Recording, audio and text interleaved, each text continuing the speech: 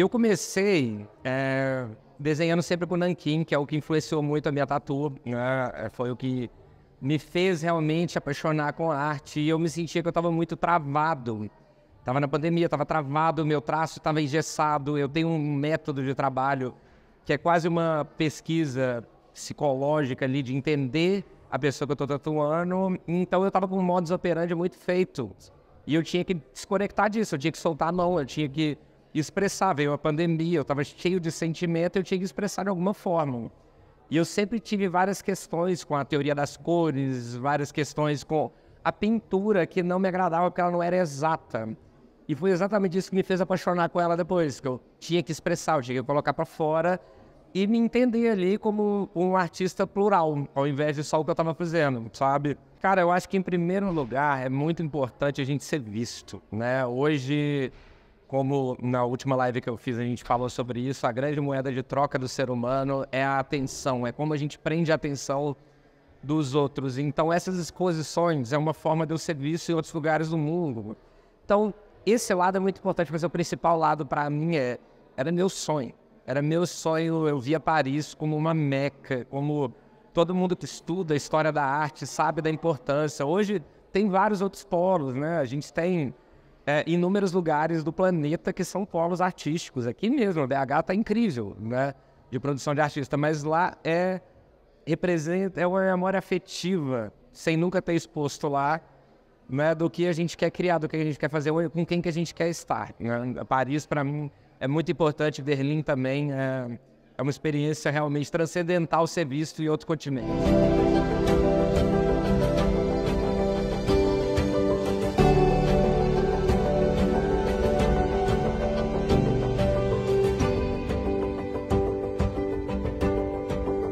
Cara, hoje a minha exposição, eu gosto de explorar cada vez materiais diferentes. Como tinta, eu gosto muito da acrílica, eu sou uma pessoa ansiosa, eu sou uma pessoa agitada, como dá pra ver, né, na entrevista.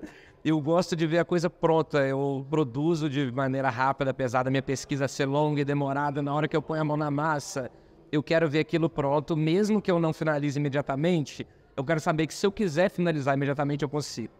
Isso para mim é importante, eu saber que o sentimento que eu quero colocar para fora, ele vai ser posto para fora na mesma hora.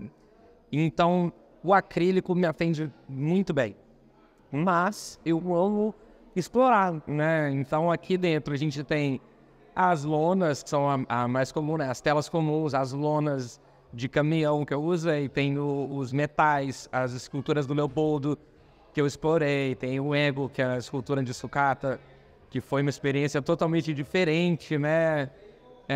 Vidro, madeira, tem um quadro que é inteiro em madeira. A galera fala, nossa, isso aqui nem parece que tem tela. É porque não tem. Porque eu acho que é interessante como a tinta comporta. Quando você usa essas lonas mais grossas, elas absorvem a tinta. Então o número de camadas é importante. Às vezes você não quer, você quer deixar ela num fade ali, que é importante também.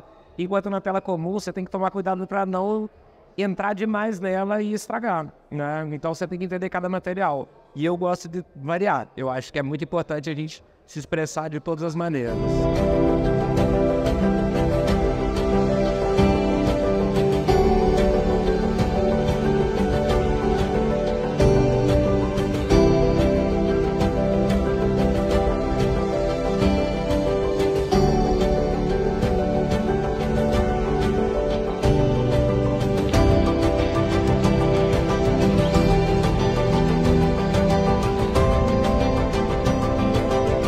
Cara, o Leopoldo é uma pessoa extremamente importante na minha carreira, né? Quando eu comecei a pintar nessas da pandemia, era pra mim que eu pintava. E aí ele foi um dos primeiros que me falou, cara, que legal, isso tá muito bonito, por que você não faz isso? Por que você não entra nisso?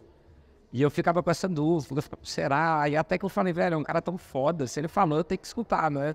Vou nessa. Então ele me deu uma confiança. Quando ele me confiou nas obras dele, obras que ele vende no planeta inteiro, né? Já é um artista mega renomado.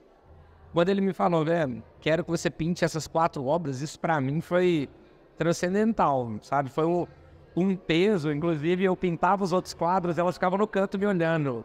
Eu sentia que era tipo assim, quase que me julgando ali, você não vai pintar? Eu digo, pô, beleza, vou criar coragem. O principal meio de pesquisa nessa exposição é o que eu mais conheço e ao mesmo tempo desconheço, né? Que sou eu mesmo.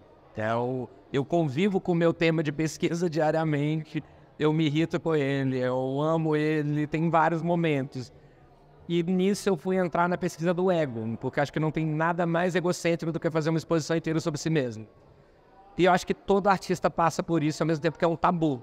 É muito difícil falar sobre si mesmo, é muito difícil se abrir de uma maneira tão visceral que você está aberto à crítica, você está aberto a julgamento. Então, foi algo que me tomou muita coragem ali, muito tempo de pesquisa interna para realmente ficar tranquilo com isso, de decidir que eu estava pronto para fazer isso. Mas eu acho que quando a gente entra em si mesmo, a gente entra nesse, o que eu chamo de lúdico e lírico, né? Quando a gente entra na nossa pesquisa racional e emocional. Então, os sonhos com a realidade, essa dicotomia das coisas, né?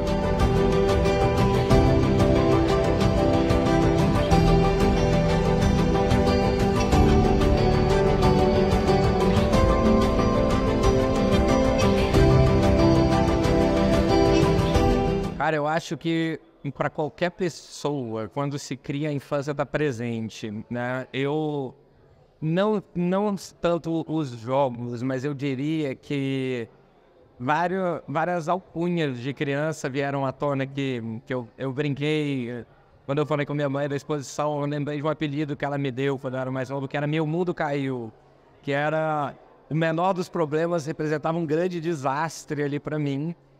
E é muito engraçado que eu acho que eu tenho um pouco disso ainda, né? De que quando tem, eu não deixo de encarar, eu não deixo de seguir em frente, de mergulhar, mas às vezes, eu trato aquilo como muito maior do que é. Então, essa exposição, ela tem muito disso. São demônios muito maiores do que eles realmente são. A ideia do quarto um dos motivos mais comuns dessa exposição meus, né, é a costela. Né? A costela aberta, a traqueia, o pulmão, ela tá em várias obras aqui. Aquele quarto tem a porta de cortina pintada com isso porque é você adentrando no meu interior. Você tá entrando no meu subconsciente ali. Então é literalmente a costela aberta para receber e para me expor. Porque a exposição inteira é sobre isso, é sobre eu botar o meu interno para fora. Então nada mais significativo do que um cômodo inteiro ser o meu subconsciente. Então você entra, você tem o quadro que é o último jazz, que é uma costela aberta com os pulmões, com a flor caída. Você tem o coração no chão, que é a morte do ego. Você pisa, você maltrata aquele ego, você maltrata o coração. É como se você abrisse mão de qualquer coisa. Qual artista abre mão da própria obra para você intervir, para você estragar ela? Então essa é a ideia, é você destruir a obra.